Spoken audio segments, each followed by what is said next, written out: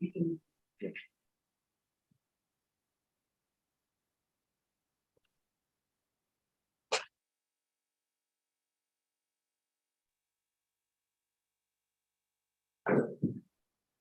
can you guys hear me? Yep. Yep. Okay. I don't know what's going on with my Zoom this morning, but I couldn't even see my own window. Can you see me too? No. Weird. I'm still having the same issue. Oh, here we go. Okay. We are. All right. Good morning, everybody. Oh, well, it's fine Monday morning in June. Weather's not too hot, weather's not too cold. So I guess that makes it just right for our monthly Utopia meeting, right? So welcome everybody here. I'm assuming we've got a quorum and are ready to go. Is that correct? We do not yet. Oh, well, there you go. It's all not just right. Well, if that's the case, Wayne, with the weather, we should be outside rather than sitting in an office for a meeting. That's a very good point, Doug. I completely agree with you.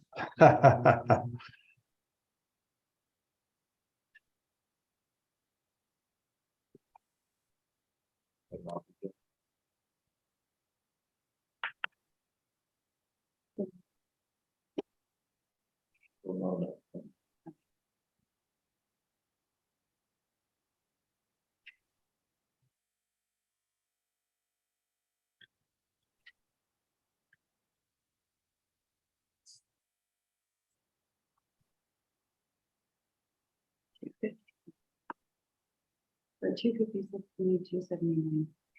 We're close, but not yet a quorum.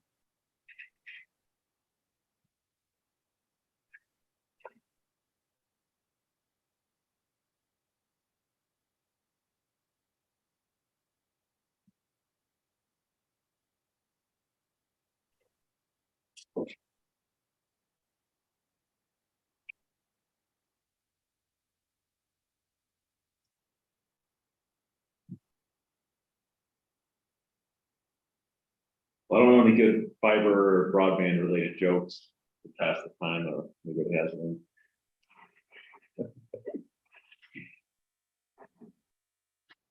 I've got Gary Hill as a guest today, representing Bountiful City. Appreciate you joining us. Oh, need more board members to join here, though. Keeping tabs on our meeting here.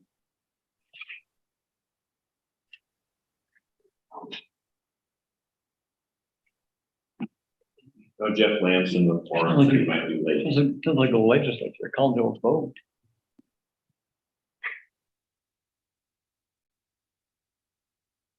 We don't have anyone from Orem, Midvale, or Layton. Harry, he was out of town, I think. And then Cedar Hill, but they're not touching.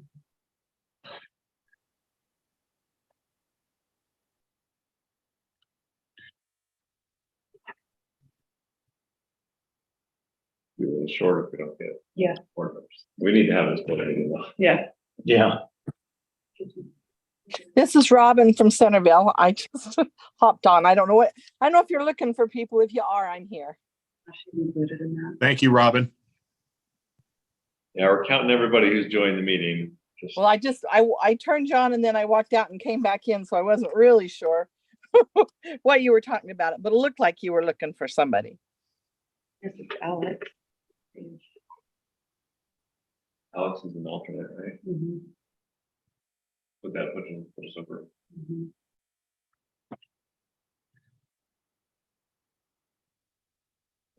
Do you want to text them or no?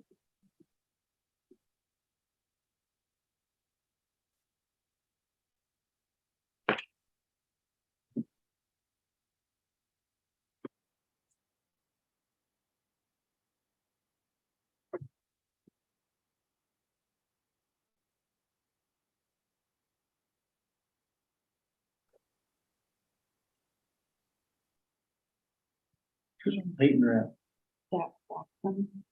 Oh, that's who you're talking about.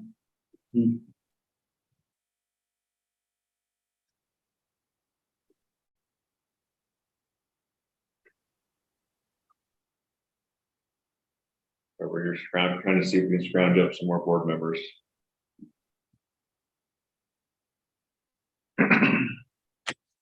Okay, I got a story.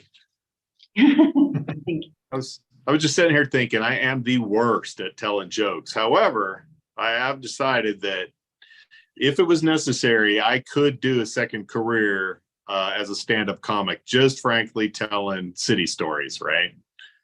As I'm sure most everybody here probably could, actually. So I was thinking about it. I was trying to sit here pondering, okay, what's the latest story I can think of that's got going on with humorous city overtones? So I've got one for you. So you guys have all seen the St. George dilemma with the public comment period and all of that and everything that's going on down there, I suppose. Well, we've got a similar situation in West Valley, and we have our usuals that come in and pretty much are the normal gadflies every Tuesday night. But recently we had this guy come in who comes in I would say every 3 or 4 years, and he just went off. I mean, we had to call a couple of cops in. I thought we were going to have to drag him out. One of them convinced him to walk out of the room, but you could still hear him yelling out there. And then he was commenting over people that were speaking in the meeting, all of which prompted the council to consider changing public comment, which they've got on the agenda for tomorrow night,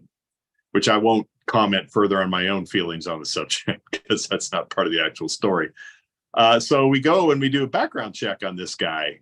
And this dude has literally been awarded as an exemplary citizen for being a Santa Claus year to year. And yeah, he kind of looks like Santa Claus when he's not screaming and yelling and purplish in the face. And I wish I had the little flyer. I actually got it by email. I could put it up on the screen for you all to show you what Santa Claus looked like and what a great citizen he is out there, inspiring children everywhere. But coming into council meetings, screaming and yelling on Tuesday night. That's great. So Wayne, this is Laura. I always said that part of my retirement plan would be to gather and publish a book on these funny stories because Yep. there are a plethora of them. Right. And we also live in this world. This is what goes into my stand-up comic calculation. We live in this world now where politicians are about the only people you can still make fun of and get away with it. So, I mean, you've got like a wide open field too. I had not thought of that. I figured I'll still change the names to protect their identity, not necessarily that they're innocent, but Right. Yes. may save me from a lawsuit. Yeah. I have often wondered, how could you combine all the stories into the book on city management theory so that you could still use it for some sort of value at like the university level, but make it so somebody would actually read it, right? Yes. Well, I think having university students just read, it's like, here's the insanity you're going to be dealing with. Yeah. Probably not a great buckle up. actually. Okay, Wayne or Gary, you guys have been doing this a lot longer than me. Once you actually have a vehicle drive through your city hall, how much money do you spend to prevent it in the future? Well, I have never actually had that happen at city, but given my military experience, I have seen the ridiculous amounts of money. And I'm not saying it's a ridiculous effort because obviously the events in the past have proven the need, but holy moly, yeah, you spend some huge amounts of money to protect yourself for that. When did you have that happen, Derek? That was Derek, right? Yeah, it was Thursday, I believe. Yeah, Thursday afternoon. Come through 3 sets of glass doors. The vehicle was actually sitting inside of our building. On purpose or not? Is this a public meeting? I can't respond to This is that. recorded. Live stream right now. Okay, what was that, Krista? You say we're good? No. Oh, okay. Waiting.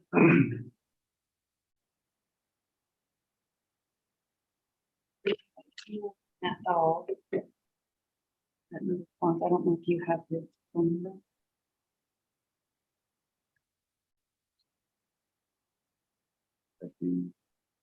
Text them or something. We do, and there is an alternate for Midvale. It's Bryant Brown.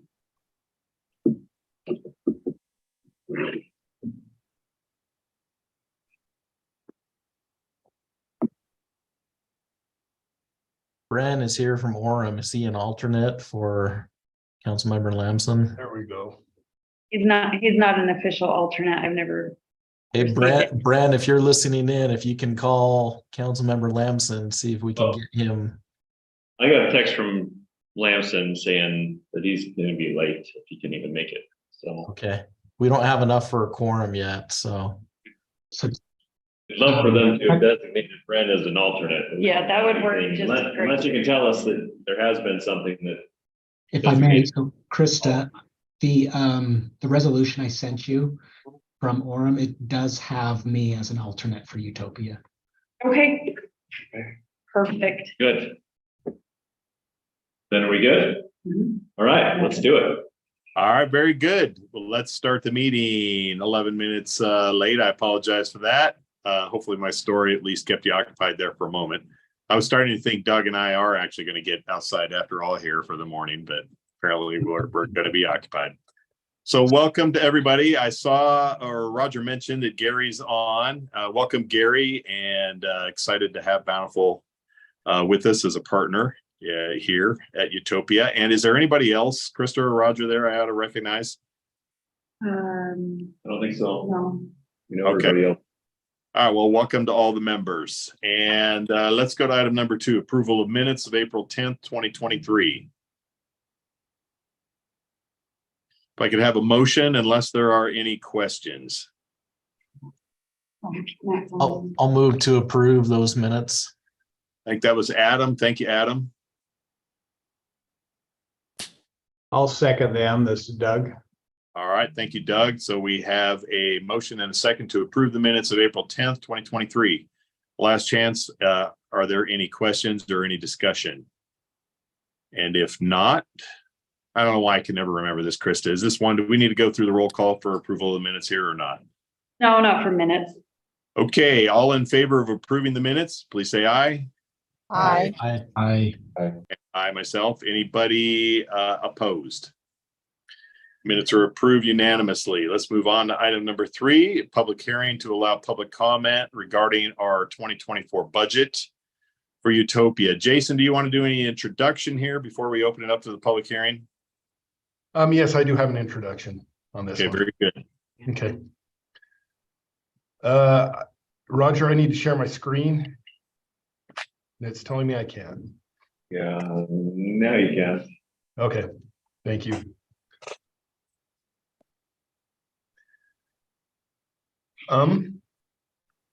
If that's not coming through, somebody let me know. Otherwise, I'm just going to get going.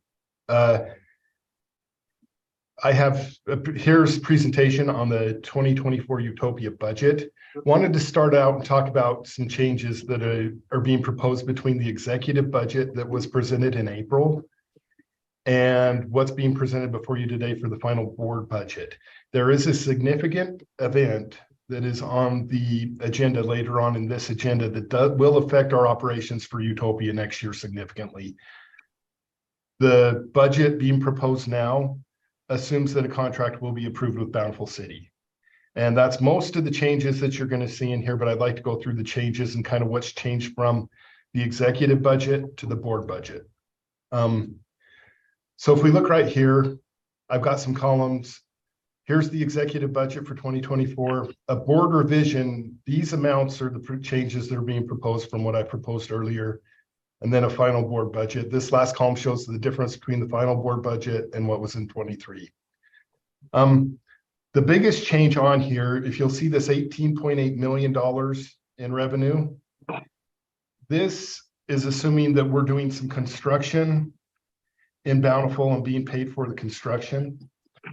And it also includes $17 million of expense that's going to go towards that construction. Those two numbers won't be the same because there's some salary numbers that go towards that construction and a lot of other things, but they don't match up when we go through this. Additionally, there's a sale of assets that's in the contract for $850,000. That's the existing Utopia / UIA assets that are in Bountiful. And we're selling those to Bountiful City, along with any customers that we have there. That's what's in the contract. That's why that's shown here. Another thing that would be because of this contract specifically is we allocate salaries for construction projects specifically from Utopia to UIA. The original estimates that I did for that allocation showed most of those costs going to UIA and any new construction projects being done through UIA. Because the Bountiful project's been a Utopia project, I need to reduce the amount of salary that we are allocating. So that means less revenue coming from UIA for that. Additionally, there's one other big thing that we talked about, and that is what has previously been called the OpEx repayment, but in 2023 and 2024 is going to be the city sales tax pledge repayment. That previously has been budgeted in UIA, and we've been wondering how to get that from UIA to Utopia.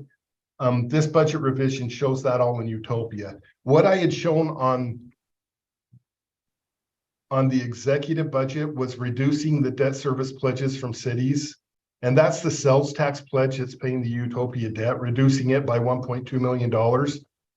After talking to the bond rating agencies, it's better if we still have the cities pay that whole amount. That's kind of what they've told me when I've talked to them. So this shows the bond payment going from 15.6 to 15.9 million now. It also shows some money coming from UIA to help make a payment at the end of the year. And then I've shown that payment of $4.3 million, which in the future I will show on one line, but right now it's showing this a debt service payment.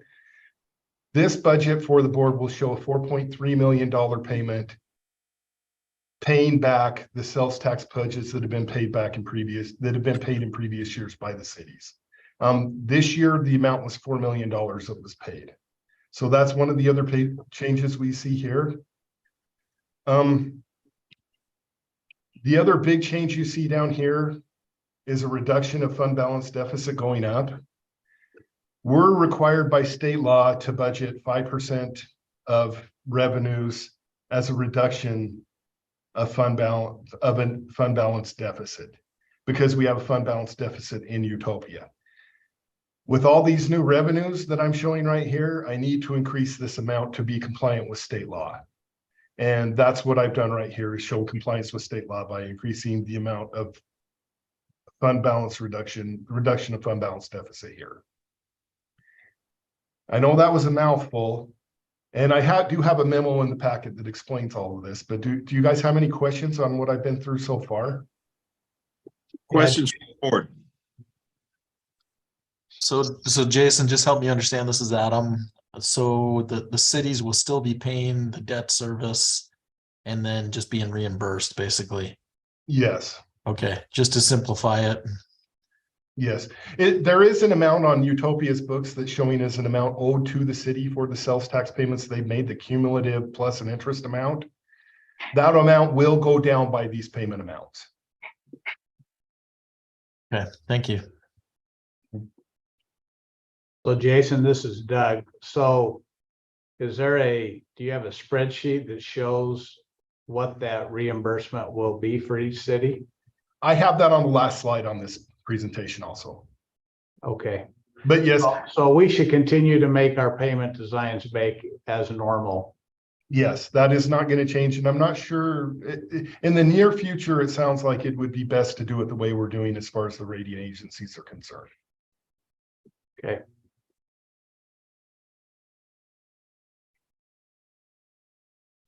Any other questions?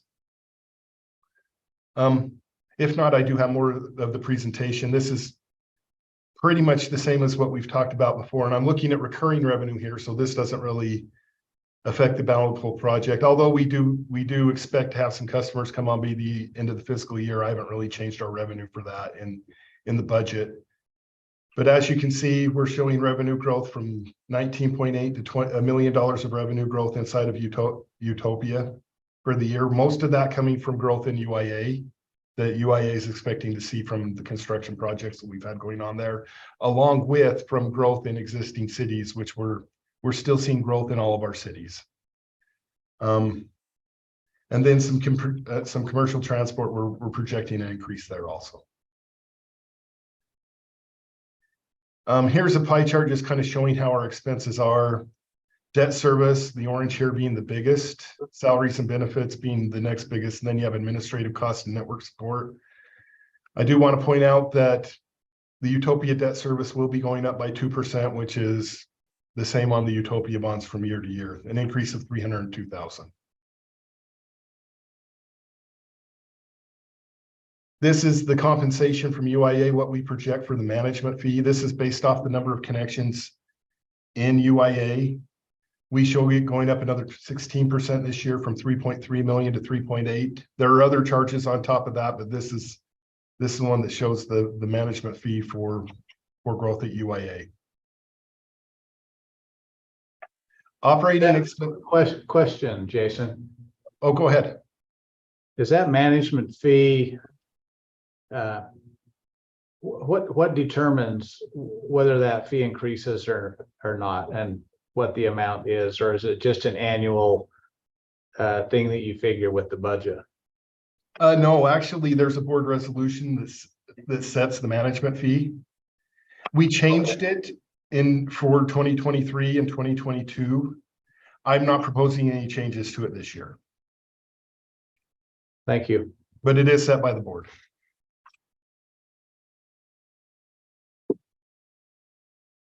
Operating expenses, the blue line here is salary and benefits. As you know, we have had an increase in headcount, and I will talk about that a little bit in a later slide.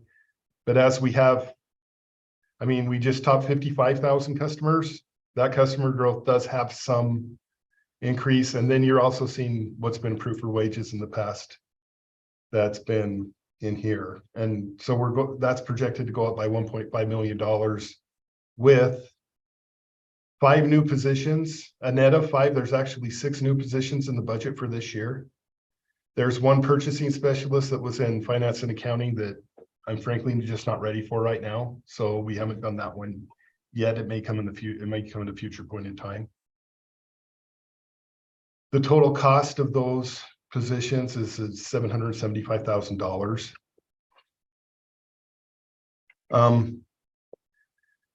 For proposed COLA and merit for the employees, we're looking at 3.5% COLA and 3% merit. That's the same as what we put in the executive budget. Those numbers have not changed.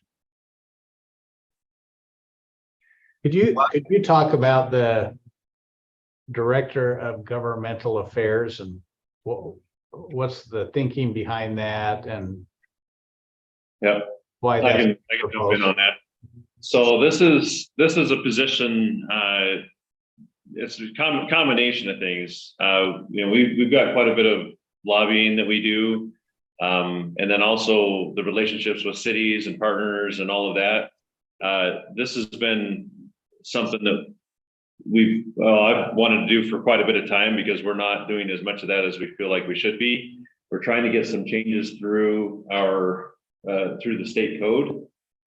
Because of some conflicts we've had with American Fork and some other cities. So this is kind of growing our effort on our government side of things, our government efforts.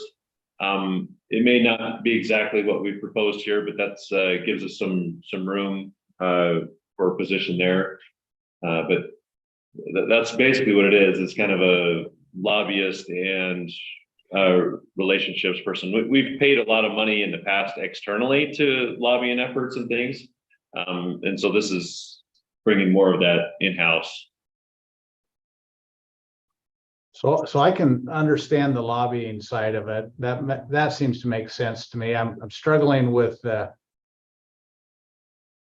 working with the cities. We're all very supportive of Utopia, and if we have an issue, we can call Roger or you anytime.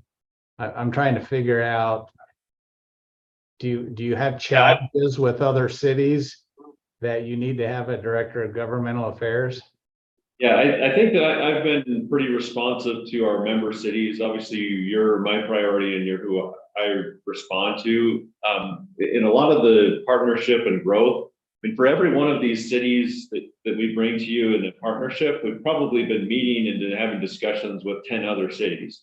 And so we're not doing as many of these partnerships in Utah or even outside of Utah as we could be doing. I don't necessarily want to go take over the entire world with Utopia Fiber, but there's good projects and good opportunities that we just haven't had enough resource to manage those as well as I think we could have.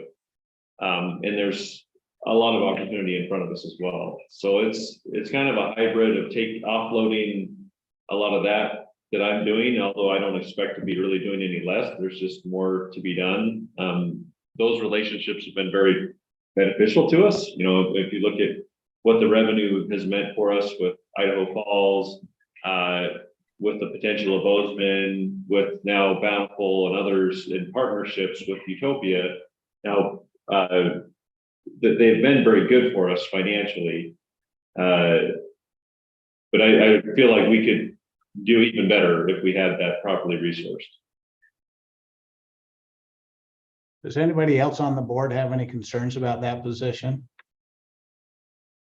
I have support. I've got a comment for it, Doug. I have support for it. In fact, this isn't a new subject. We've been talking about this for a number of months. You may remember, I think it goes back to the previous year when Roger was originally conceiving this and had even reached out, was talking to somebody at the state of Utah to help us with this, who was looking at retiring at the time.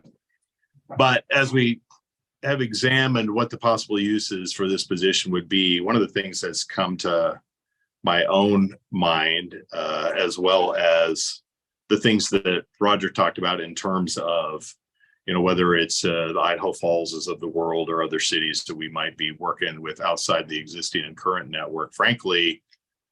And Roger just alluded a bit to this a little bit, but I support the idea of having somebody there that can take some of the burden off of him. Roger and the staff make a really large effort to try to get out, not just reactively, but proactively to the cities out there as they're checking and working with them in whatever capacity that might be, maintenance or recruitment or project update wise. And Roger's time, frankly, should be dedicated elsewhere into other areas. He's been really good to do this, but this position's been budgeted for some time. I personally support it. I think we ought to have it. And so hopefully we'll go forward with that. One other comment, I forgot to bring up a whole other category of work that's new work that we haven't dealt with much, and that is in grants. There's the $50-ish billion program, the BEAD program, as part of the IIJA Act, that's coming down, and the state of Utah is getting, we estimate, between $300 and $500 million of funds to be putting into our grants. The ongoing meetings and relationship building and project proposals and all of that to try to get in and qualify for that money is a lot of work. And I see this as being one of the responsibilities this person heads up, in addition to the other things I've already mentioned. But this is I know it's an expense and it's a big one, but I see this paying itself back many, many times. There's enormous opportunity in front of this if we resource it. So Roger, this is Adam. There was comment about reducing some of our lobbying costs in other ways. Has that been removed or reduced in the budget in some fashion because of this new position? It's not yet been. There's at least one of the contracts I'm planning to whack during the year, but we've budgeted still in there. So that's anticipated, though, that those costs would go down with this position to help offset some of those dollars. I probably wouldn't say by a lot. I mean, so I don't want to use that as a, like, that's going to claw back a lot of this. It might claw back a small amount, but not a significant amount.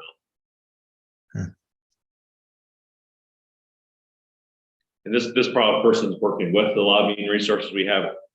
You know, I can see there, depending on how well this is used, maybe I think we'll see maybe midway in the year, we'll have a better way to scrutinize the lobbying expenses we have and maybe cut back at that. But I hate to go in there and if that's a tool that's useful to this position, I hate to remove that tool as a requirement. If this person sees the lobbying resources we have out there, the external ones as a tool that makes them more effective, I'd like to preserve most of it. But I can think of one specifically that I'm planning to terminate, one of our lobbyists. Hey, The salary of $180,000 then was there a market study done to determine that salary range? And what are you looking at? Who are you looking at? What positions are you looking at to make that comparable? Yeah, I mean, unfortunately, lobbyists and government affairs type people in this industry make a lot of money. I don't have a third party study to show other than I know specific people in this industry that make a lot more than that in those types of roles. So, well, I could also argue that there's a lot that make a lot less. Most city managers are not making that kind of money.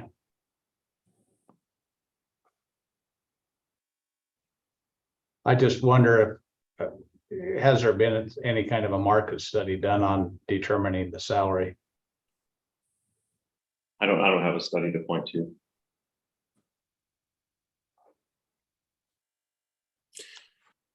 I think that generally I view Utopia as being an organization that's doing a significant amount of growth and has done a pretty good job at remaining lean.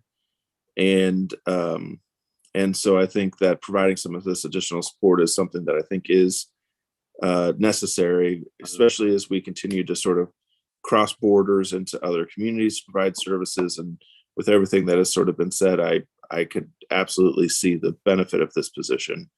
I do think it's something that would create I would prefer a situation where, we fund it I don't want a situation where we fund it and then we never hear from whoever the director of government affairs is. I would think that they would be providing us with information on a regular basis. I am supportive of the position and also recognize that what we're dealing with is, competition with private companies that, there's a good number of them out there. It would be nice to know that we were, making sure that we were following through with a salary that was comparable or affordable to us and seeing how it compares to the other organizations. But I can get behind where we are with this proposal. Hey, and to that comment, I'm sure we can find other supportive material to that fact. Thanks for that comment, Matt. Are there other questions as well? And Jason, how much more do you have from a presentation standpoint? I have one slide showing the amount of OPEX payments. Okay. Not OPEX anymore, sales tax payments. Yeah, thanks. Thanks, Jason. Other questions before we let Jason continue? Yeah, so Wayne, for the record, and I don't mean to belabor the point, but for the record, hearing the explanations provided, I can be supportive of the position, but I would like before that position it goes out and is advertised and hired, I would like to have a discussion on the salary and benefits. I'm fine with leaving it in the budget. I just would like the board to have and if I need to make that as part of a motion when we approve the budget, I would like to make that a condition of that position that we talk about the salary. I appreciate the comments and certainly am open to anybody else's as well there. Thank you, Doug. And as always and ever, mind you belaboring the point. Joke about a little bit with you. This is Robin. Yeah, go ahead, Robin. I'm kind of backing up Doug on this one. I kind of would like to have a little more information on it. I can support it, but I'd like to look at it again before the job is actually offered. Yeah, and again too, okay, thank you, Robin. And anybody else, any other comments or questions on that? Okay, so I'll make one comment and then we'll move back to Jason here. So I don't mind further conversation on this or any other position. I do worry that anytime we start holding up action at the organizational level because we want to have a formal board discussion on one particular position, I start worrying about progress and movement of business, frankly, as the organization. Having said that, though, I'll leave it at that and turn it back to Jason. Okay. This is a slide showing the change in distribution. One of the things that I haven't sent out the $4 million payments for this year because, as you're about to see in our budget revision, I needed to get a budget revision done in Utopia this year to show them coming out of Utopia, even though the cash was there. They will be going out this week, and as I send out those distributions, I will contact your finance people and give them a copy of this so they know what to plan for next year. Okay, thank you, Jason. And then also one quick question, just because I can't remember the numbers from last month, although I do remember the discussion. So these amounts represent repayments back to the city that are either equal to or greater than what we had in the previous year. Is that correct? Yes, 2023 will be 4 million. If you look back the year before, it was like 2.2 million. So okay, there was a big jump in from 22 to 23, and then 24 is going to be 4.3 million. That's the numbers that we're looking at here, and this is how it affects each city. Okay, and then also just for future sort of description of the trends, so to speak. So we did see a huge acceleration here in the last year or two. It's not as large of an acceleration here, but we also expect to see that accelerate again in future years. We're kind of in this position right now as described last month. Is that accurate to describe or accurate to if we look at, I think this year and next year will be the two that are going to be subdued a little bit. I mean, we're still increasing, but it's just that we're expecting a lot of growth the next 2 years, and we need to make sure we have funding for that growth. Got it. Okay. I have a question, if I may. Yeah, Brent. Jason, just wondering about, your projections over the next handful of years then. I mean, this puts us at 27% of debt service. I mean, is it too optimistic to think that we might get close to the full amount in the next 5-10 years, or what are you thinking? I realize it's the crystal ball question, but if things were to kind of continue along this current trend. If you're saying, if we keep bringing on new partners at the same rate that we've been bringing them on, is it possible within the next 10 years? I would say somewhere in the 15-year time frame it could happen. Okay. That'd be my guess, but you would see definitely some large increases coming for sure. Hey, Brent, I want to add a comment to that question as well. And I hate to see the finance director squirming and put on the spot over there, but it's kind of enjoyable a little bit too. I would have said, answering the same question, definitely I would not see us getting that close within the 5 to 10 year time frame I think it was that you referred to. However, I think Jason's comments are correct as we look at the growth, both in terms of the subscriber base, the customers in the existing network, and the accelerating rate that we see there, but probably also, frankly, from a speed standpoint, more importantly, adding other cities, other networks, where the revenue and partnership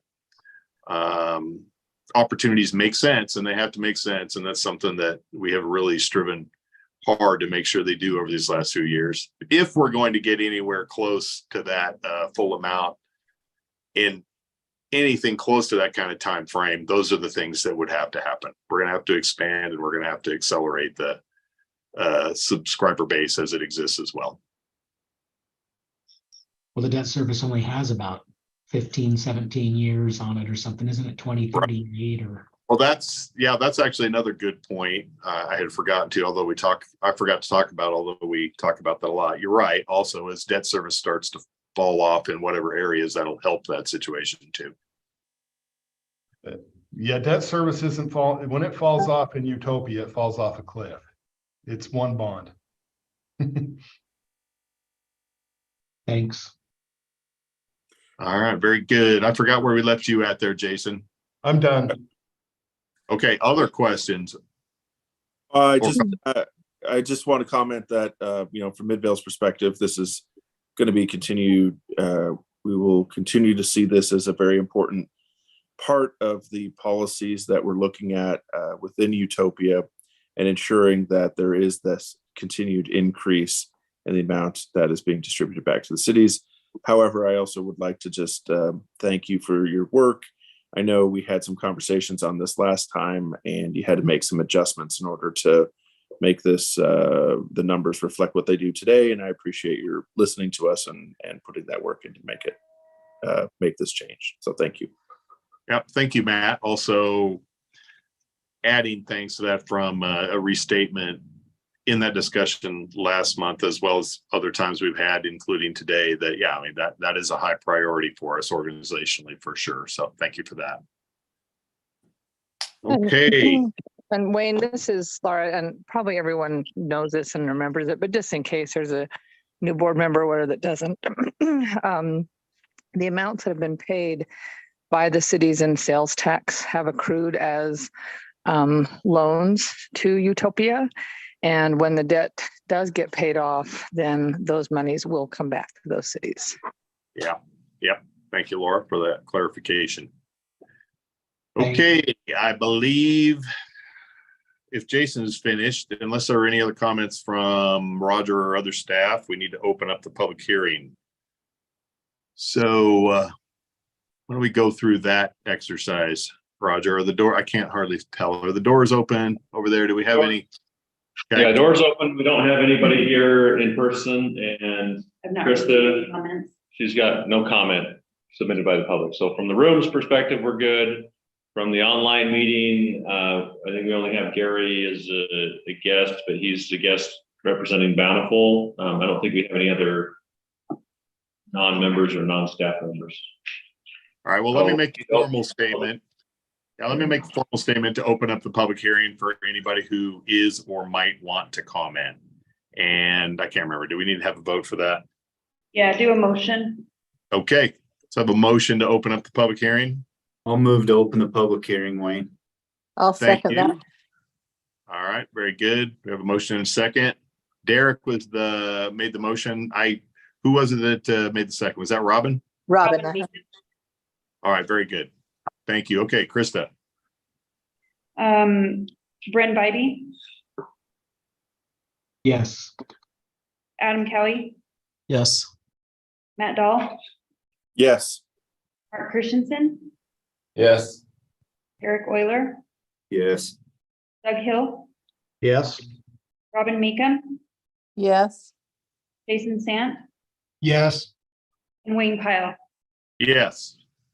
Okay. All right, very good. Then we will consider this public hearing open. Is there anybody who would like to make any comment?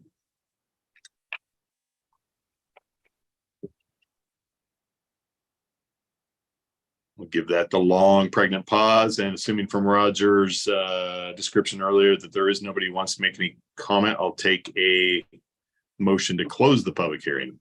So moved. Okay.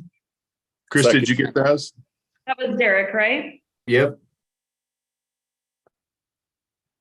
Was there a second? Second, Matt Dahl. Thank you, Matt. Bren Bybee, Yes. Adam Cowie, Yes. Matt Dahl, Yes. Mark Christensen, Yes.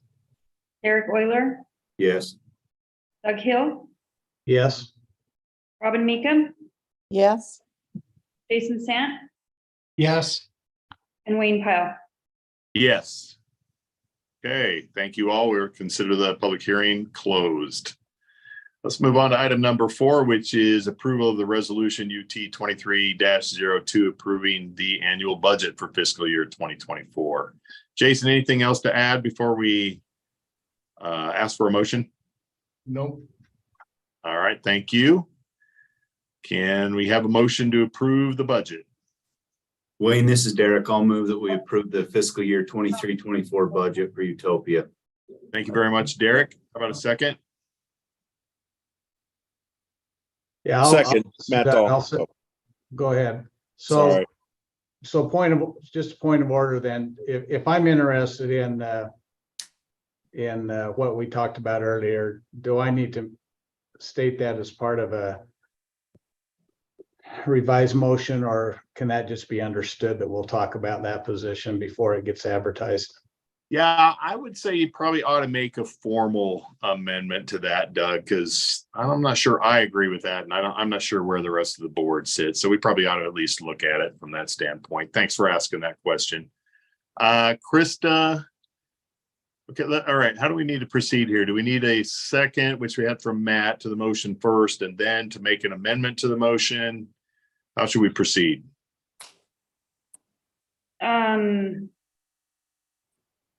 Well, Jeff, I would have someone make a motion, which I'm on, sorry. I would make a motion to amend it and then have a second to that motion, then make the amendment again, if you want to make it official. All right, so let's have, that seems to me the way we would do it. Thank you, Jeff. So, Doug, do you want to make that as a motion? Make a motion to amend the. Yeah, so I'll make a motion to amend the motion, I guess, to include intent language that the position Director of Governmental Affairs will be discussed in a board meeting before it's filled or advertised. I'll Okay. second that.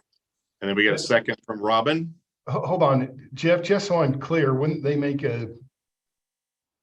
have to get the people who made the original motion and the original second to agree with it? Yes, I think that is correct, actually. I think I've seen this procedurally. Yeah, I think that is correct. So, Derek made the motion, Matt Dahl seconded the motion, the original motion. Derek, would you accept that amendment to your motion? Maybe a little further discussion, if you wouldn't mind, Wayne. Is that okay? Absolutely, yes. Hey, Roger, would you mind letting the board know where this position stands as far as your organizational chart and hierarchy within the organization? Real quick, and what exactly the level of the position we're discussing? Yeah, this would, where we have a lot of C levels, this would be basically equivalent to one of those. This would be one of the most senior members of the team. I expect this person to report, be at these board meetings, and considered a member of the executive team, even though we don't have a C on their title. So for me, they'd be a go-to regularly for all the most important things we do. So.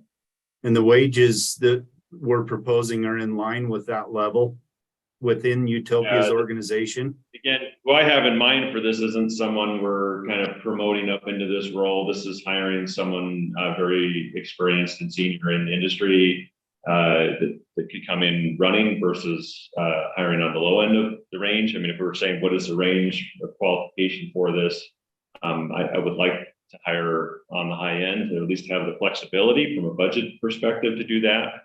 And again, this would be in a lot of ways a backup to me. Get hit by a bus or something. I mean,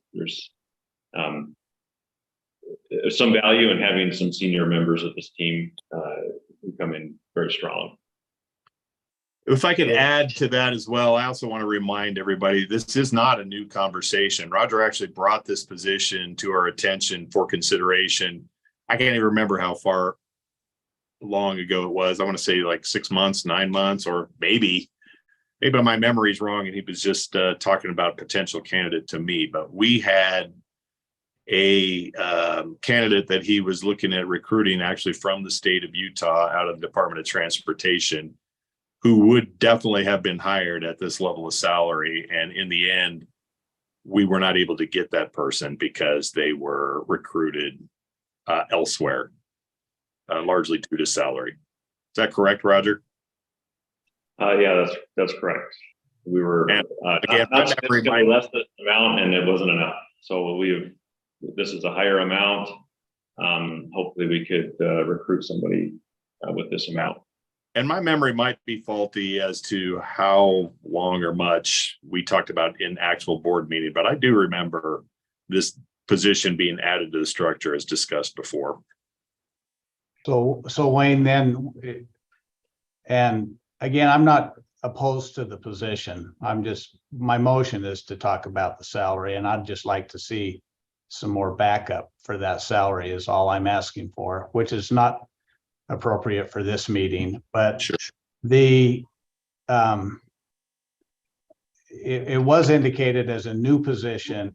Jason was indicating that it was a new position in the budget for next year. Yeah, and, I don't. Hey, can I interrupt, Doug, just for a sec? And Jason, please correct me. And I apologize for the interruption, Doug. I think you're right. Jason did illustrate it that way, but my memory, and again, if I'm wrong, correct me, I don't think it is a new position for next year. I think it's an unfilled position that was already in this budget. Am I wrong on that, Jason? So we have, there's two positions. We have a lower level government affairs person that is unfilled, and we have this director of government affairs person that's position is a higher, more senior person. If this person comes in and fills that, we may never fill the lower level opening, but yeah, there's we put it in here as if this were a new position being added into this budget year. Okay, my apologies, Doug. Thanks for indulging me on the clarification there. Let me let you proceed on. No, I just the fact that it is a new position. I mean, I feel it warrants. I think that is our role as the board, is to look at salaries. I've been arguing now for a couple of years that I would like to see part of the budget a staff document that shows that. Now, maybe Utopia doesn't like that, or UIA doesn't like that because it's not a typical government organization, but I feel that that is our role as board members, to know what our people are making. And if we're adding a new position, I think it's very much our right as board members to scrutinize the pay of employees. And that's just my opinion on that. And that's why I'm saying that as part of, so let's go ahead and vote on let's go ahead and take let me rephrase my motion. So as I understand it, we have a motion and a second to approve the budget. So what I am now making as an amendment to the motion, that we include intent language to, before this position is filled, we have a discussion in a future board meeting. If there's a second to that, then we can vote on it. And if it passes, then it becomes part of then we can make it as part of the original motion. If it fails, as I understand, it doesn't become part of the original motion. Okay, so my only question there procedurally is, I believe that is correct, that the maker of the motion has to accept your amendment, Doug. You don't just get to have the vote before that, I think. So let's get some further clarification there again. Can we get an actual firm or clear answer on that from staff? Oh, yeah. Get it. So I think that, as Jason described that is appropriate, that whoever made the motion would accept it as a part of, as an amendment to his motion. Okay, that's my memory and understanding as well. So thank you, Jason, And I for thought we already had, frankly, I thought we already had that. No, we would need Okay. him to No, say we- yay or no, and it's not. So we left, okay, hold on, everybody. Thank you. So we left the question to Derek a little while ago as to whether he would accept that amendment to his motion or not. Derek asked for some further discussion on that. Derek, did you want to hear any further discussion, or did No, I anybody? just kind of want to voice my opinion. Although I do appreciate Doug's questions, I understand them. I think more important to me in the discussion is this level of position is in line with what Utopia's organizational chart looks like and how their hierarchy and structure looks. So although, some comparables would be useful for the board to look at, I don't think it's necessary in approving the budget. I don't want to tell Roger how to do his job. I think he's doing a great job and I'm very supportive of the position. So personally, I wouldn't accept the amendment to the motion. I'm supportive of this position. And I think it's very exciting for Utopia moving forward. And I think we need to get somebody going as soon as we can. Okay, thank you, Derek. So proposed amendment to your motion is not accepted. Anybody else have any discussion or questions before we move forward with the vote? So I'm going to disagree with our procedure. So I'm not asking that the original motion be amended. Uh-huh. And I do believe that I have the right, I'd like to have somebody else weigh in on this, but I do believe I have the right to amend the motion and have a vote on my amendment. I believe I have the right to have a second and a vote on my amendment. Okay. The person who makes the amendment cannot refuse an amendment to a motion. Okay, Doug, how would you propose I resolve the question? Because the attorney just gave his opinion on the subject. One suggestion would be if you go ahead and vote and you get enough no's voted on that, then you'd have to turn around and put the amendment he's suggesting. So if people are in favor of what Doug wants, they need to vote no this time, so that then the amendment will be put on when we vote the second time. So thank you for that comment, Robin. In fact, that kind of reflects what I was thinking as well, that if people don't agree with the motion as it stands, or board members don't agree with the motion as it stands as proposed by Derek and seconded by Matt, then they would vote no, and then Doug would be able to make the alternate motion. So I agree. That's kind of how I see the procedure moving forward. Any further comment or discussion on that from Jeff? Yeah, no, I agree.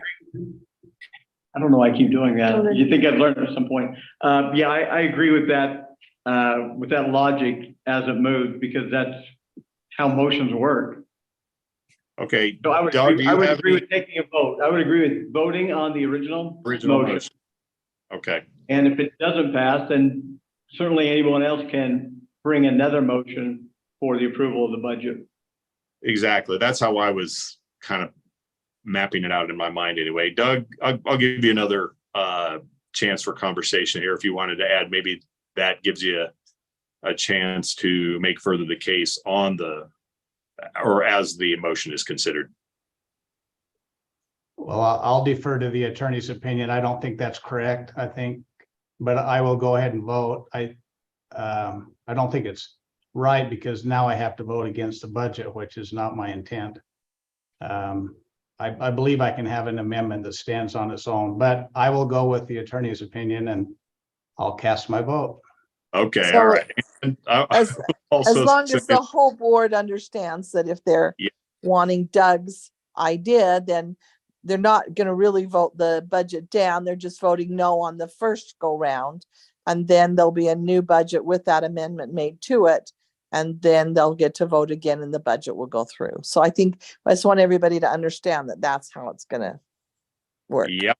I agree. Robin, thank you very much. Anybody else have any question on understanding that? Just All right, one question, just one Yeah, quick question. Derek. If we're willing to have this conversation in the next 2 weeks and not wait for a board meeting a quarter from now, I would be willing to allow, have a discussion quicker than now. I don't want to wait for a whole quarter when we've got work to get done. So I appreciate that, Derek. And it kind of goes along the line with where my concern is too. My concern is not providing the information, which I would ask staff to do anyway, in any event. I just don't want it slowing up operations of the organization. And frankly, my stand on that would be the same whether it was this or many other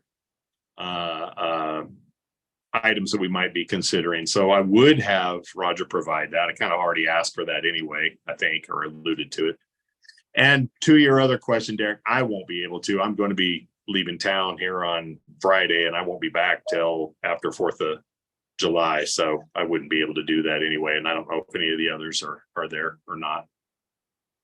But anyway, that's where my position would be. And I would have made a comment to that discussion wise once my vote came up anyway. So just to reiterate, yeah, my position, I will be voting yes on this, but it's not because of opposition to what Doug is asking for. In fact, I support that. And I think his point is well made, that yes, of course, we ought to be knowledgeable of and looking at what the employees make from a salary basis. And I support his other request, which he made last month, I think, if I remember right, for inclusion in the future for that survey or description of what salary positions are. So I do support that. I don't support holding up approval of the budget for that purpose. Okay, with that then, unless I have missed anybody else, Krista, can we move forward with the vote? Yeah. Bren Bybee? Yes, I think the intent of what Doug was asking for has already been included. We saw detail of all the pay totals. So I think we're approving an overall budget, and yeah, it'd be nice to still stay in the loop in the future. I'd actually say you probably need an assistant director there, Roger, with that pay amount. And if you want this person to essentially be you around there, around. It might help if I named it that. Okay, thank you. Yeah, thank you for that, Bren. Krista, next. Adam Kelly? Yes. Matt Dahl? Yes. Mark Christensen? Yes. Derek Euler? Aye. Doug Hill? Yes.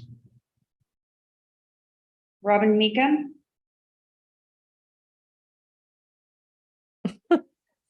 Yes. Jason Sant? Yes. And Wayne Pyle? Yes, and I also want to make one last comment here, not belabor it. I actually appreciate that gesture, Doug and Robin following you, and would have been completely fine if you had said no. Doug and I share a long history in many different boards and organizations, so I know when Doug asks these questions, it's from a sincere and honest position, and definitely doing what he believes is right in the interest of the organization. So I appreciate the fact that he would show enough trust, or however you want to term that, with us to vote yes on the budget. So thank you for that, Doug and Robin also, and everybody else as well. Okay. That motion was approved unanimously, unless I missed somebody. Yes, it did. Okay, thank you. Thank you, Krista. Let's go on to item number 5, approval of resolution UT 23-03, approving amendments to the annual budget. I think you went over those already. Is that correct, Jason, or do you have some additional information to present here? I have not went over anything, but this is much quicker. And okay, go ahead. I will go through. Yeah, this is something totally separate. I'll share my screen really quick, and it's just one page. That's the good news. There are some budget amendments that need to go through in 2023 for the Utopia budget. The first one is we did a refinancing of the Utopia bonds, which is probably the most exciting thing I saw this entire year, was getting rid of our derivatives on our debt. I was really, really excited to see this. But along with that, we had proceeds of $8.5 million that came through. Those proceeds were spent in the current year on expansion of the system, and we need to show that in the budget. So there's 8.5 million there for that. Additionally, we have all of our inventories held in UIA, and we have partnerships that go through Utopia with Idaho Falls and Yellowstone Fiber, that we will sell them periodically inventory at our cost with no markup. That inventory has to be bought by Utopia from UIA and then sold to the third party. So that's about $4 million worth of inventory that's been bought and passed through to them, and that needs to show up in the budget. The third thing does somebody have a question? Sorry. If not, the third thing on here is we are changing from paying back operational assessments that have been paid in prior years towards operations by the cities to changing to a payback of sales tax pledges. This payback of the operational assessments happened through UIA, and we didn't know. I had to work with the auditors and some attorneys to figure out how we could do this during the year. I've got it through our auditors and talked to them about how we're going to do this. What we're going to show is now these are going to show us payments coming out of Utopia, and money coming in from UIA to Utopia and then out as payback of the sales tax pledges owed by the cities. And that's $4 million for the year. We've talked about that a couple times. This is just showing it on the budget the way it needs to be shown. And this is why the payments will go next week, and they didn't go earlier in the year, frankly, is because I wanted this amendment done before this happened. The last thing on here is we are required by state law, when we increase our revenues, we have to show 5% of our revenues as budgeted go towards the reduction of fund balance. And so there's a $400,000 increase in the budgeted reduction of fund balance in the budget. That we were written up for this last year, and I really don't want to be written up for it again next year. So that's why that's on there. The details of what lines I've shown them on are in your packet, but I think unless somebody wants me to show them here, I will skip that in the interest of time. Any questions?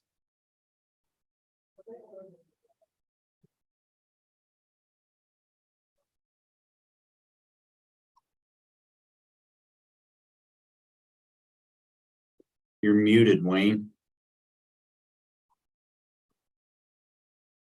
If there are no questions, then can we have a motion to approve this resolution? You need a public hearing. Thought we already held the public hearing. Oh, there it is. Okay. All right. I almost swore, but I withheld. Krista, will you go for a vote or can we get a motion to open the public hearing? Sorry, who was that? Was that Robin?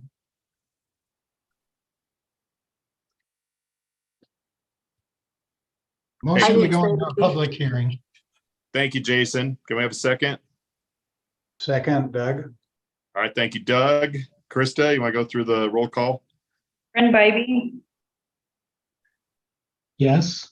Adam Cowie, Yes. Matt Dahl, Yes. Mark Christensen, Yes. Derek Euler, Yes. Doug Hill, Yes. Robin Meekum, Yes. Jason Stant, Yes. and Wayne Pyle. Yes, thank you. Okay, let's declare this public hearing open. Is there anybody who would like to comment? If not, may I have a motion to close the public hearing on the amendments? I move that we, I got Matt Dahl. I'll second it. Okay, Matt Dahl for a motion, Derek for the second. Krista, please go through the roll call. Bren Bybee, Yes. Adam Cowie, Yes. Matt Dahl, yes. Mark Christensen, Yes.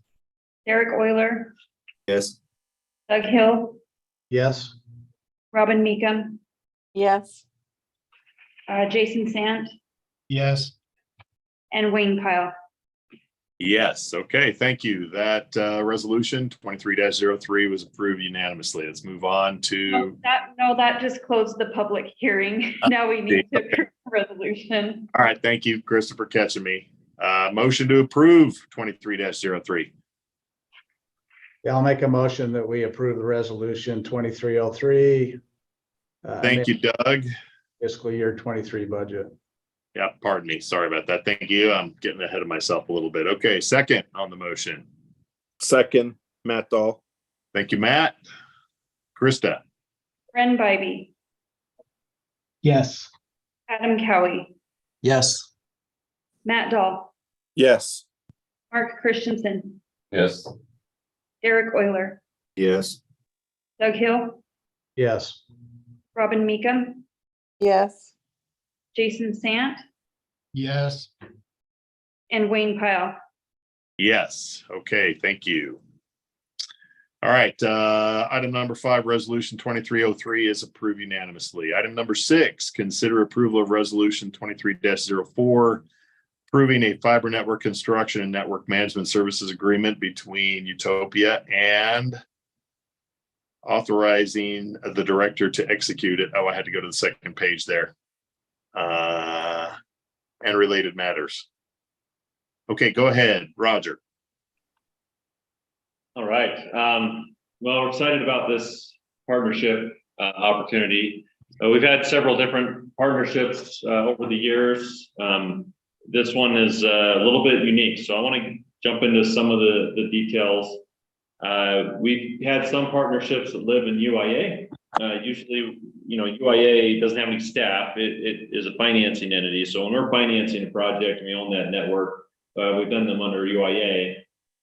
In the bucket of operational partnerships where we're contracted to perform various roles of construction and management, engineering, materials, those things or even if it's just an operating role, which most of them have just been that side of things, it's been at Utopia, because that's where the people and resources are. So Idaho Falls, Bozeman, those contracts have been with Utopia. So Bountiful, even though it's in this core geographical area with the other Utopia cities, their preference, they issued an RFP a while back. They had a strong preference for owning their own system.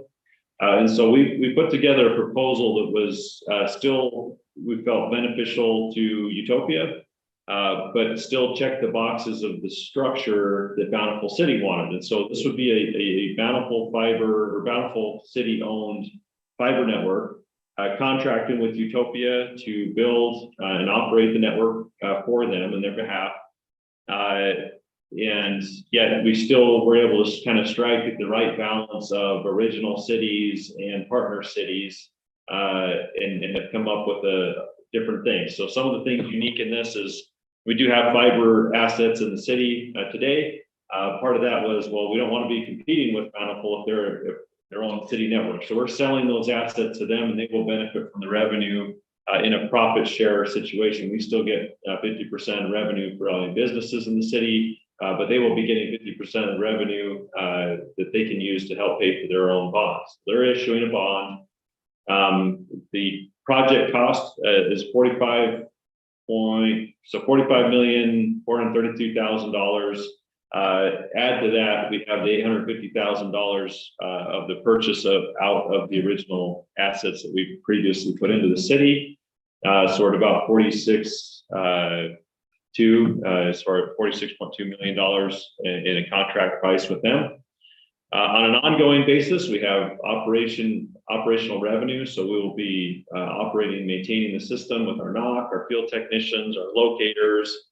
There is a unique carve out in this agreement for the capital. So as part of Bountiful City wanting to own their own system, the portion of fees that we normally use to repair and replace equipment, at least most of the equipment, we have some things like trucks and other things you could carve out easily, but we kind of went in there and said, what things do they want to own and be responsible for the ongoing replacement and refresh? We carved that out, and that'll be remitted out to the city as $6.50 of the fees that we charge into the system. So they will have basically their own ability to charge an infrastructure fee to recover the fees for their own system. We normally charge an infrastructure fee to our customers, so we pay our own bonds. In this case, Bountiful will be responsible for billing the customers and recovering costs to pay their bond. We will be charging service providers that operate on the system, and that's where we get our money from this system to cover our costs. And there's headroom in there, so this will be a beneficial thing, especially with our economy of scale. So it kind of strikes this balance of a fee structure that's still competitive in the city. Utopia will be collecting revenue that's financially beneficial to us, but still provides a model that works for the city. It's a 10-year term, initially with 5-year renewals. So we don't expect them to have any better options by then. We believe we'll be a good partner. We have a fixed amount of installations that we would provide for the fee. We've included our costs into this price that would connect approximately 40% of the city. It really varies a little bit. We count business installations as 3 times the residential installation. They cost us more to do, but they also generate more revenue, both for the city and for Utopia. So that kind of just models into it as a worst case scenario, very little benefit, but in most typical situations, our revenue from businesses are much better. And so it's likely to provide a boon to us and Bountiful as we go out and experience some business connections in the city.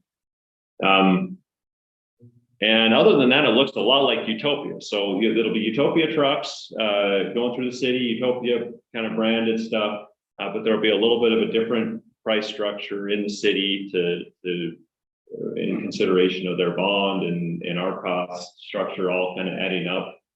So it'll be a little bit of a unique pricing arrangement in the city for an end user, but based on demand there and the competitive options, we still believe it will be very beneficial. From a risk perspective, we're not out any money. Again, Bountiful is bonding for this project and paying for this project and simply contracting with us to make it happen for them. So they're on kind of the financial hook. We're on the hook from a performance perspective, though. This is a fixed price contract.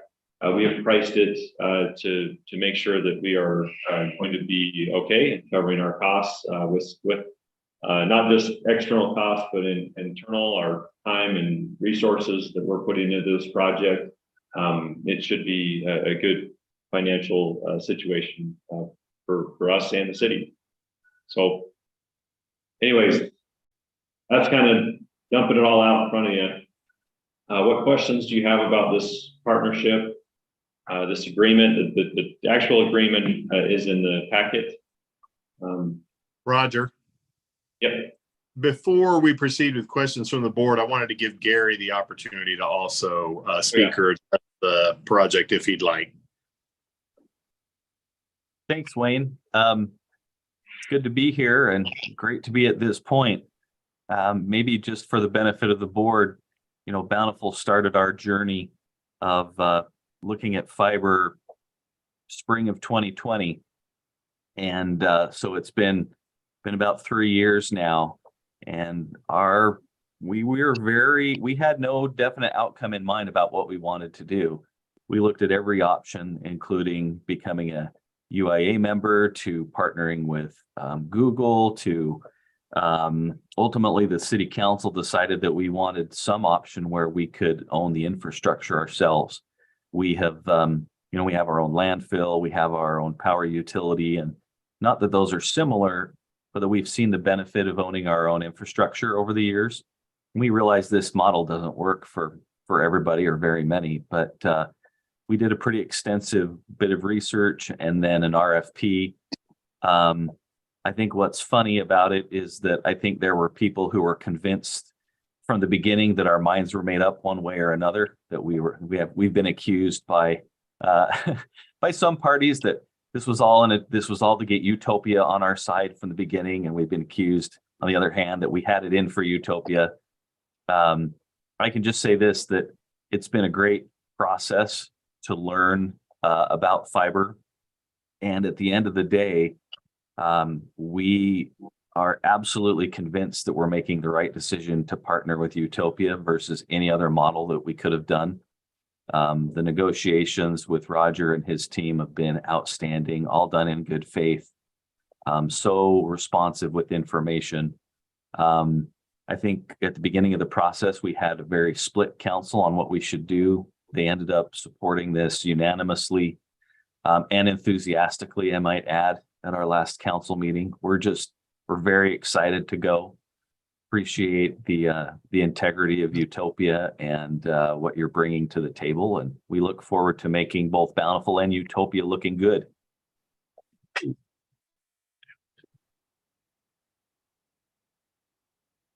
I guess I wasn't on mute. Thank you very much for that, Gary. We really appreciate the time and effort and examination. I've only been involved secondarily, basically through reporting by Roger, but it does sound like the process has been very carefully examined and sought, and we appreciate that. And we, as always, anytime we're considering any new partner to the organization, that's exactly the sort of examination we want to have, because we do want to have completely committed partners and happy partners as they're coming on. So thank you again for that, Gary. And thank you also for attending today. Appreciate your presence. Okay, with that then, yes, it is a big project and there is a lot to the detail and contract. So let's open it up to any questions or just commentary from the board. I have a question. Can we ask that Gary and Bountiful relay that same, statement of confidence and praise for Utopia to anyone they interact with on the Utah State Legislature? I have a feeling Gary Absolutely. probably already having to do that.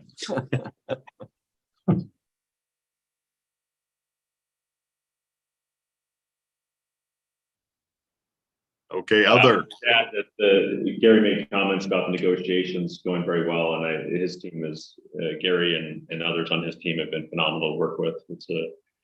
There are times when a city may be interested in working with us, and for political reasons or just difficulty in working with that city, things fall apart, don't go well, and we found exactly the opposite in Bountiful. They've been very good to deal with, and we appreciate that team. And the caliber of team they have is a good reason why we would see Bountiful as a good partner. They'll be good partners for us in the long term. All right, very good. Other questions? Okay, if not, can we have a motion to consider resolution UT 23-04? This is Adam. I'll move to approve resolution UT 23-04, authorizing and approving the fiber network construction agreement. Thank you very much, Adam. Second? I'll second that. All right, very good. Krista, did you get that? Yes. right. Let's go ahead. Bryn Bivey, Yes. Adam Cowie, Yes. Matt Dahl, Yes. Mark Christensen, Yes. Eric Euler, Yes. Doug Hill, Yes. Robin Meekum, Yes. Jason Sant, Yes. and Wayne Pyle. Yes. Unanimous.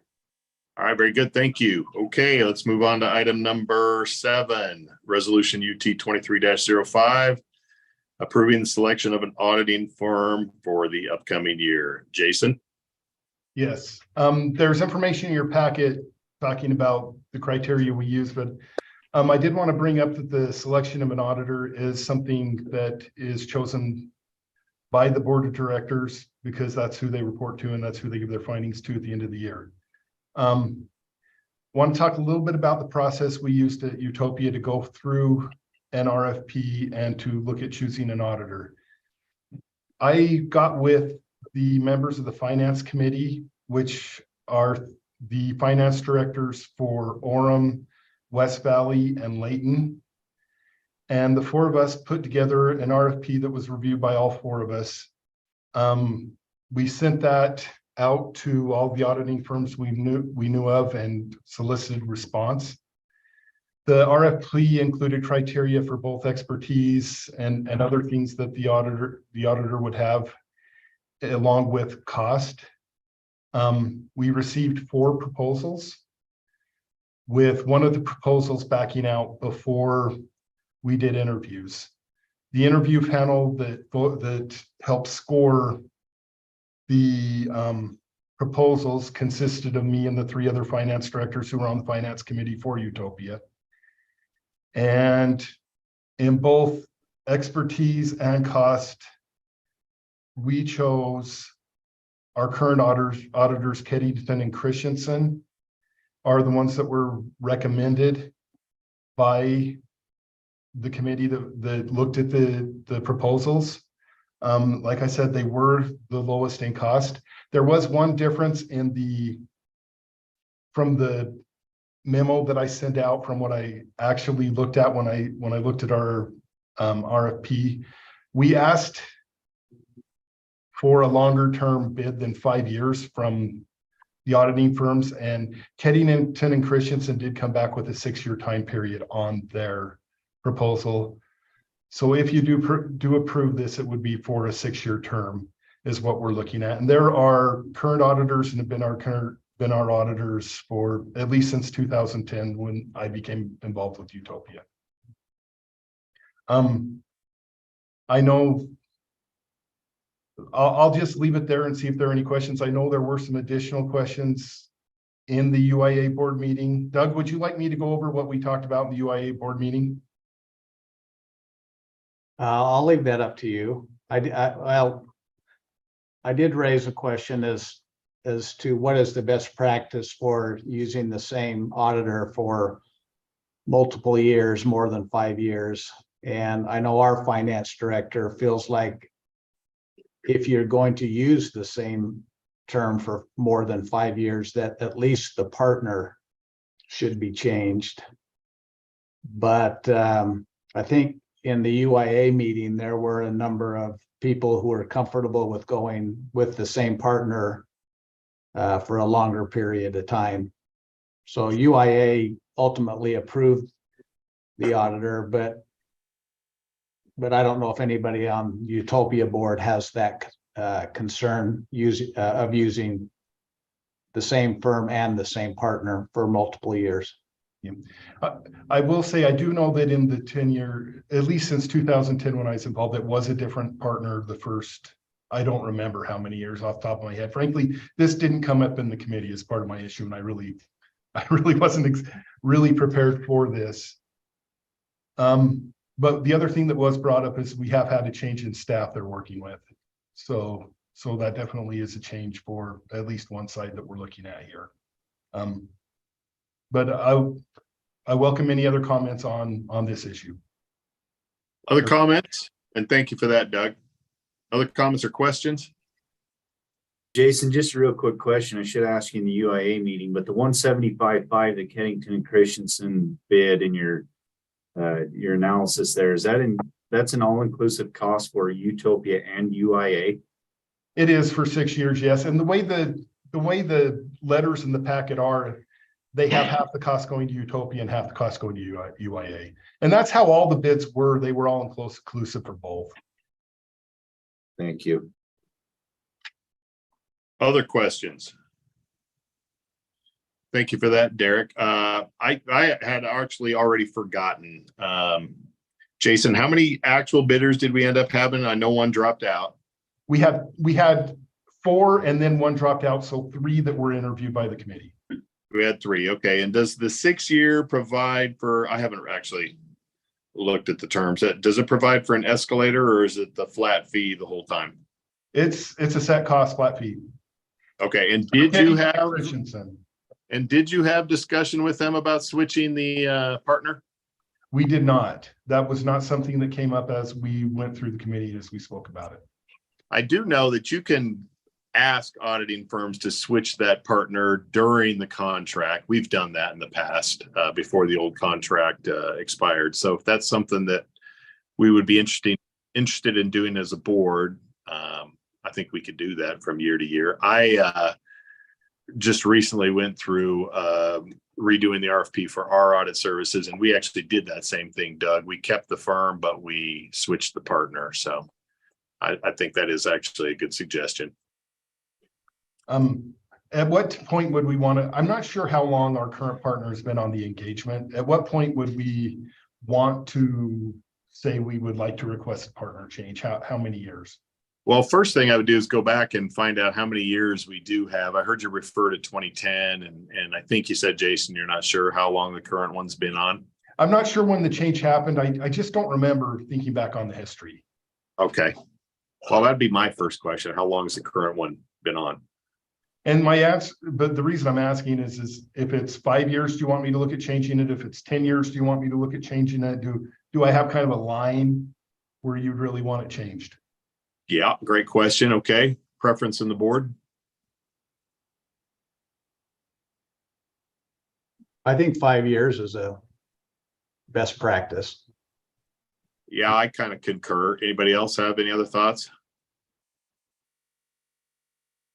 Now, when I say kinda, the only reason I sort of caveat that is I know sometimes even within the firms themselves, because there just ain't that many of them that are out there doing these things for us, that their staffing issues sometimes lead to them not being able to, or them being reluctant to do it. So if they were reluctant to do it and it had been 5 years, I would be open to the idea of giving them a little leeway and extending it here or something like that. But 5 years would be comfortable for me. I agree. If they say they can't get the staffing right, is this a deal breaker for us? I mean, I think for next year, it would be good if we could go. Yeah, it's not a deal breaker for me. I don't know if anybody else feels. Nor I. Okay, but I would definitely be willing to ask the question. Okay, I think that would be good. All right, with that, if there are no other questions, then can we have a motion to approve the item? I got to scan myself back up here to the agenda. I think it was 7. Yes. All right, thank you. This is Adam. I move to approve resolution UT 23-05 to select Keddington and Christensen as the continuing auditors for Utopia. Okay, thank you, Adam. You have a second? I'll second that. All right, thank you, Derek. Krista? Brendan Bybee, Yes. Adam Kelly, Yes. Matt Dahl, Yes. Mark Christensen, Yes. Derek Euler, Yes. Doug Hill, Yes. Robin Meekum, Yes. Jason Sant, Yes. and Wayne Pyle. Yes. Okay, thank you, everybody. Krista, sometimes I feel like I'm stealing your thunder, like you need to announce the results there. Sorry. It was unanimous. Okay, very good. Item number 8, approve and authorize the fiber communication service contract between Golden State Connect and Utopia. I know we had some discussion on this last month, which I appreciate staff going back and looking into the particulars of the question, and I also appreciated the questions. Roger, do you want to go ahead and describe the update? And then also, just so everybody knows, I've got a meeting I got to drive to, so I'm going to turn off my picture for a moment here, but I'll stay on the call as long as I can and go get in my car. So I might be transiting here for a moment while Roger's explaining. Okay. So yeah, this is the same agreement we brought to the last board meeting.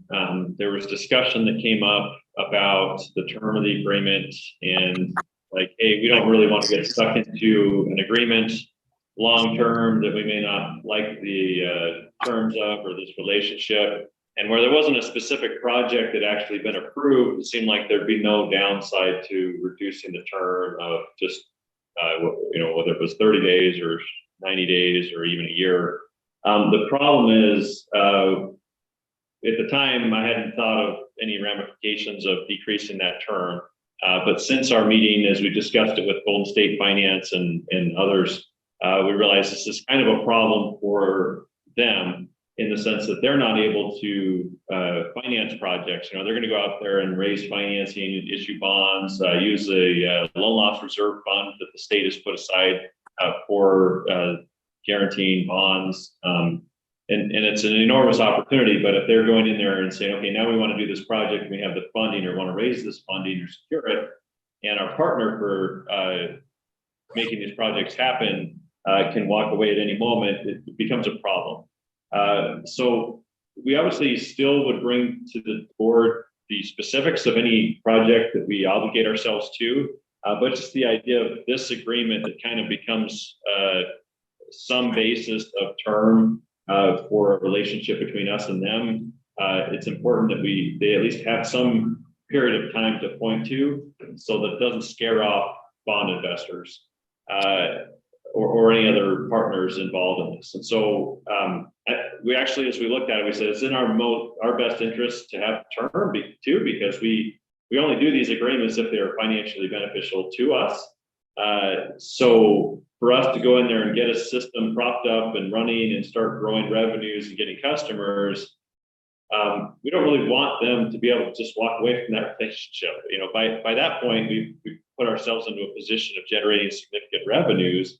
And so it's actually in our best interest as well to have some term so that when in the later years of these projects, we see them to size and scale and significant revenues, we have at least the ability to stand firm on a price structure and a revenue structure, and can still modify, but we really would be in a strong position contractually to hold to what we feel is appropriate versus them threatening to walk away. So both them and us, I think it's in our mutual best interest to at least nail down a 10-year agreement here.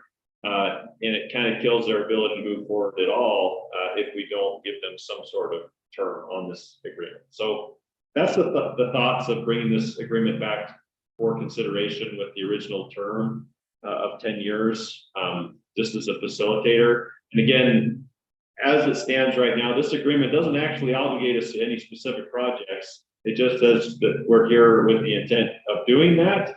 And any specific, you know, when they say they come in and say, hey, we've got 50 million secured for this project or something like that, they would still need to bring that to us as the scope of work to be approved. But as a tool for them to go and get funding for this, it would be very beneficial to approve that original term. So that's why we're seeing the same agreement come again, is that our request is that we consider that for approval in the original form and term.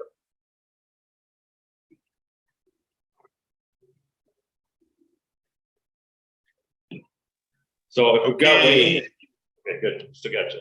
From the board. Yeah, I made it up to the car.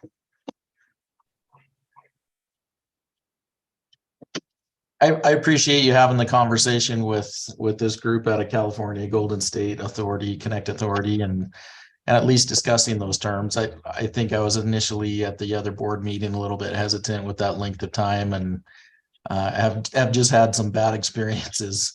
But having discussed it, and I understand their hope and desire to have a long-term commitment, and if you feel like that's the best interest of the organization, Roger, I would support that.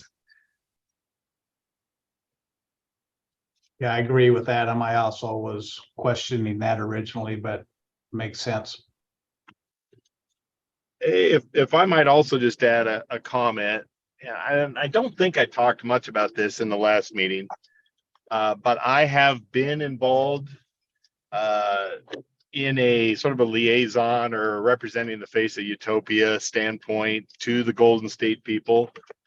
And I can say a couple of things about my impression of them. One, they are very committed. This is a real project, and they have been doing their utmost to get this project moving forward and have a lot of support from the state, which I might add was a little surprising or pleasantly surprising to me, given what we've kind of gone through in the past with our own efforts that way wise. And two, I really actually do, upon examining the scope of the project, some of the initial engineering, some of the initial estimates, this is a huge opportunity for Utopia.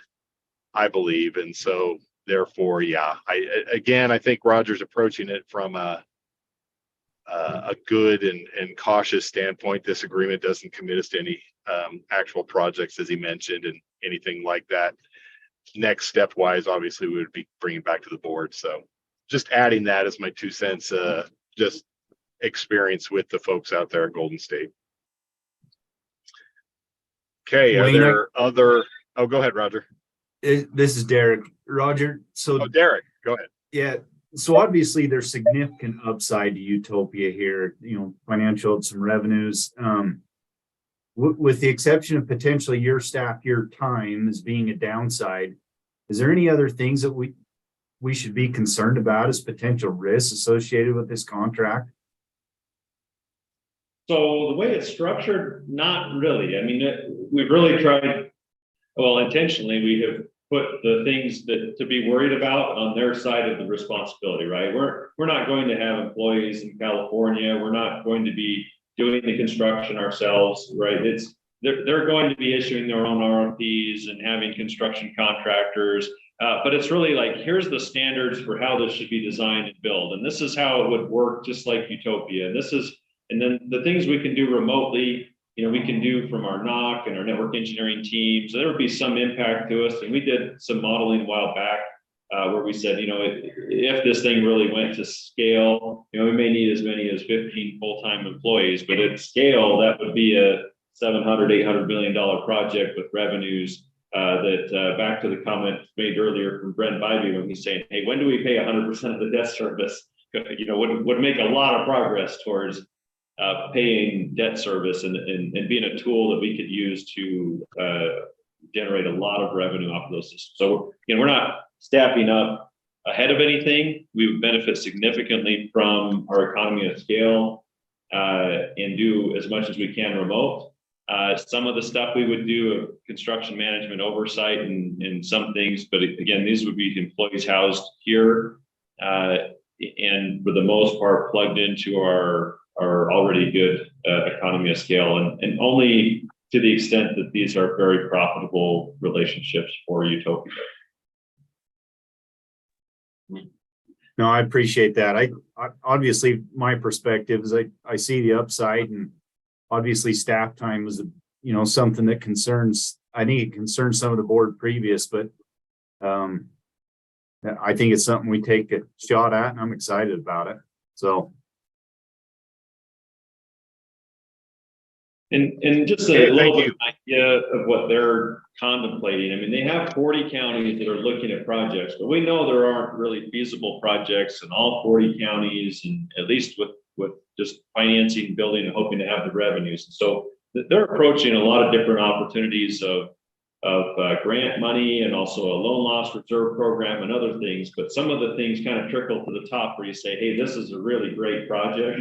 Those are the ones that they're prioritizing, and the ones that would then, if they look good enough, would come to the table. And they've got to be of sufficient size. We've talked to them about projects of at least 10,000 households, areas that are compacted, that could be operated easily, as opposed to kind of disparate, difficult areas.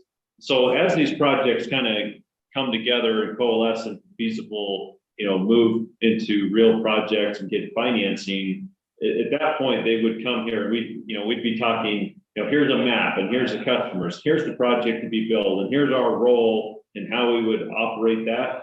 That's all yet to be determined, right? Right now they have about $20 million or so that they're spending now in doing high level designs, getting building materials, getting information that then moves into the next stage that then would bring that sort of level of detail to us for consideration in the projects. But again, we're not issuing debt. We're not taking on any costs unless there is a significant revenue upside to that expense.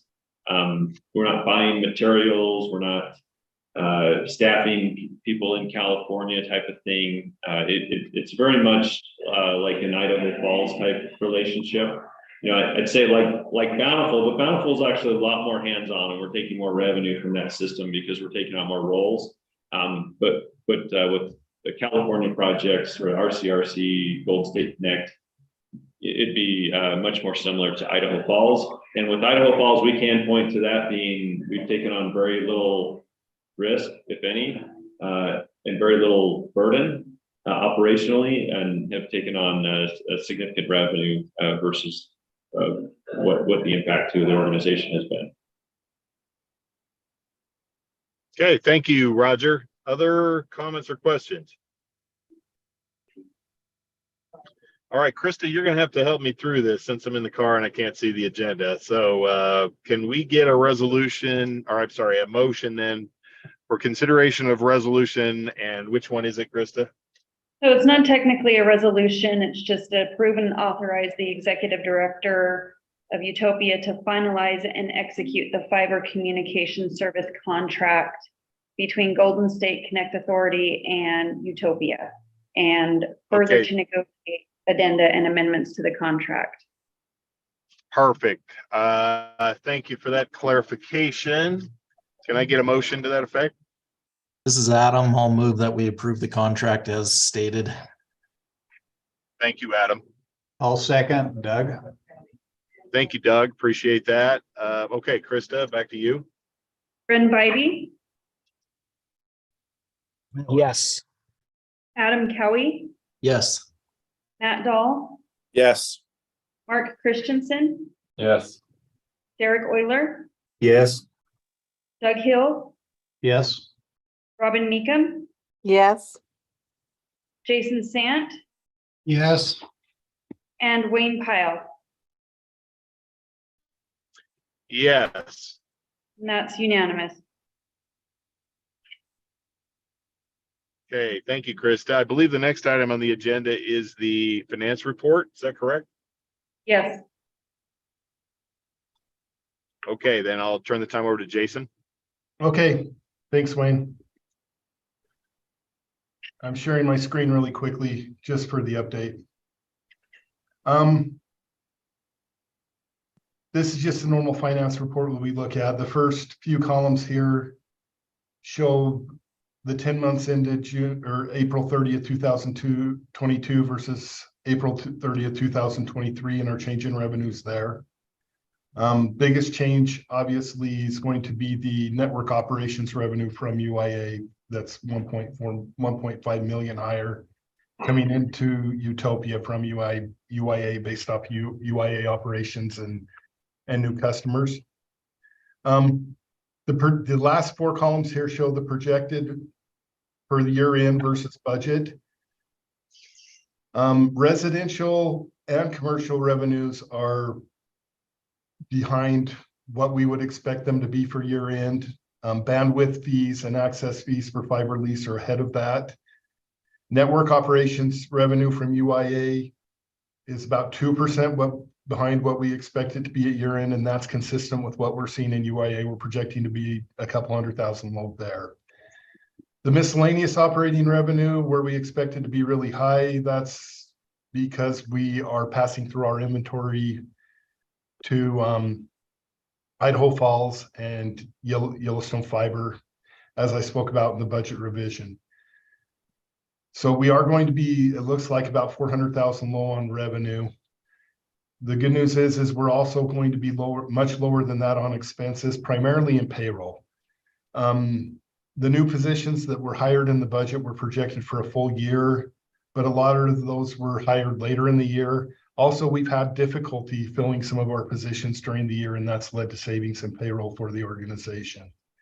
There was one position, as was mentioned in finance, that also wasn't funded at all, so that was in here. The other major change you'll see in here is for professional services. There's $3.7 million that's projected to be over. This is related once again to the inventory issue I talked about with Idaho Falls and Yellowstone Fiber, where we're selling them inventory. That's where the costs are currently showing as being expensed. So overall on the year, we do expect to come in ahead of budget when you look at the net, but revenues are going to be under and expenses are going to be even more under. That's kind of how I'm looking at it. Revenue charts. Oh, go ahead. No, go ahead, Jason. Sorry. Okay. The revenue charts, I just wanted to show that this is combined Utopia and UIA. We did see a little bit of a flattening in January and February. That's kind of normal for our organization. We see a lot of the flattenings that happen as you look through the years for January and February. But March and April picked up significantly. We've been seeing high sales and high revenues coming in, high revenue increases for March and April. And we expect this to be a good year for revenue increases. The last thing shown here, I won't go over this too much, but this is for UIA. And I know this is Utopia, not UIA, but this is of interest. This just shows revenue in UIA above what is necessary to make the bond payments. Any questions on the financial update? Questions from the board? I did have one question for you, Jason, if nobody else did. On our revenue projections on customers being a little soft or low, what do you guys attribute that to? That might be more of a Roger question. I'm not sure. You know what? I know the answer. And if you look at the main, okay, go ahead. If you look at the main thing in here, last year in the budget, we had projected more growth for Yellowstone Fiber than we saw. And frankly, it's because Yellowstone Fiber had a horrible winter that just kind of slowed. It came early and left late. And when their ground froze, it froze solid. And it kind of stopped the building out there. Roger, is there anything you want to add to that? Yeah, I would just say, in context of things, we add customers and grow revenues at UIA primarily. We do a little bit at Utopia. That's the partnership relationships we have. So as you're looking at Utopia UIA as a whole, revenue growth is fantastic. At Utopia, yeah, we're a little bit short, but it's a much smaller figure relative to UIA, and mostly Yellowstone was a rough.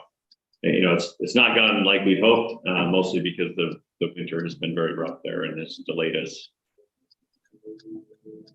Okay, very good. Thank you. And I didn't want to focus on necessarily just that. Things have been great in all the other areas that I'm aware of, but I thought it was worthwhile to see if, what are environmental conditions as they change out there? Is it a post-COVID slowing in growth rate? Was it something external like this? So that was good to know. Appreciate that. Thank you, guys. One more chance. Anybody out there? Any questions on the financial report?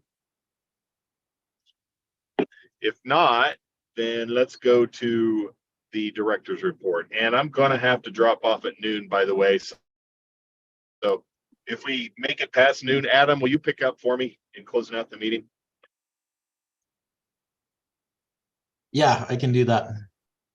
I'd appreciate it. Thank you.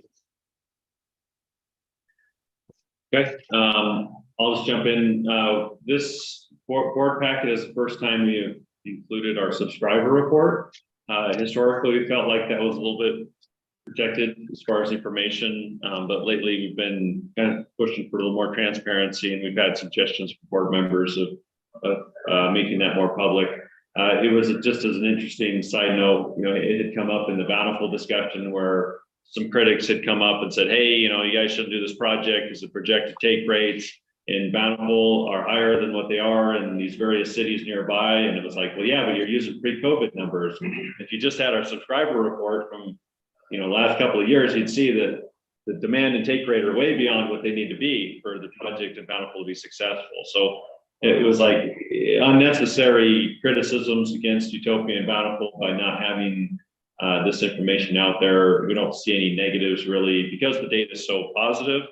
Someone could look at this and take information out of context, and so that's a risk we do by making this available. Like saying, hey, look, Syracuse's own, their take rate went down. Well, when you dig into this city-specific project, you'll see that the number of subscribers is skyrocketing. It's a brand new project. We're making a lot of neighborhoods available, and so the denominator has grown a little faster than the numerator, and hence a low take rate.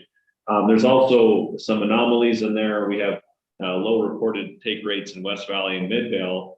Largely, there's a negative impact because we have MTU properties that count as a single address or service, whereas we may have hundreds of properties or addresses actually served.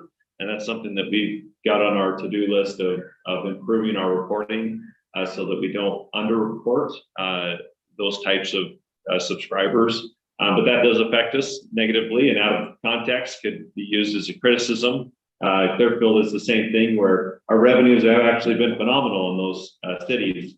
And so that story is not always, held through in a report like this.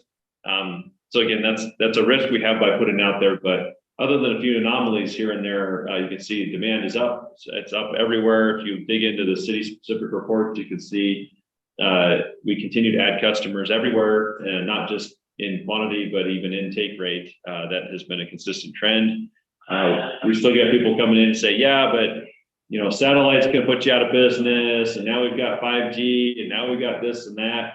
And the only thing that's really held constant is that fiber has continued to outpace all other technologies and providers, and we continue to benefit from that, and don't expect any slowdown. And we continue to see people swinging more into gigabit services and not to the lowest cost service.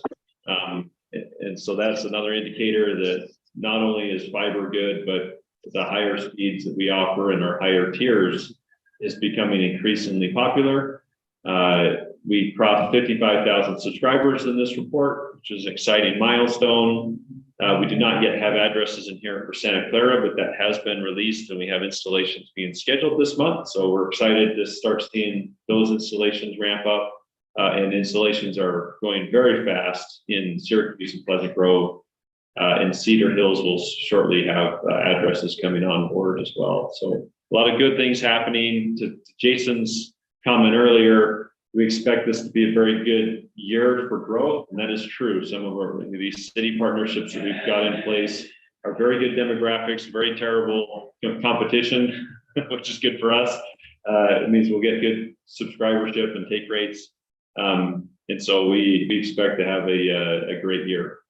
But anyways, I don't really need to go through all the different charts. You all have that in your packets.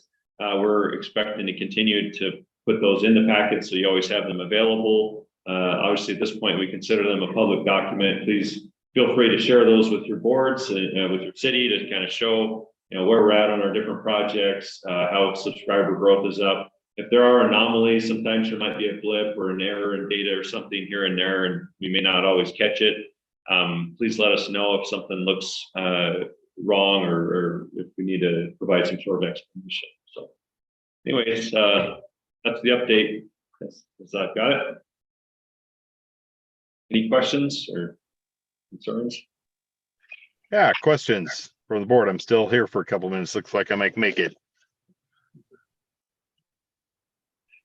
All right. Well, I, as always, greatly appreciate everybody's attendance and participation and serious thought of all of the issues that we address. So thank you very much for that. With that, can we have a motion to adjourn the meeting? So moved. This is Adam. All right. Thank you, Adam. All in Second, favor Robin. of, thank you, Robin, as well. All in favor of adjourning the meeting? Aye. Aye.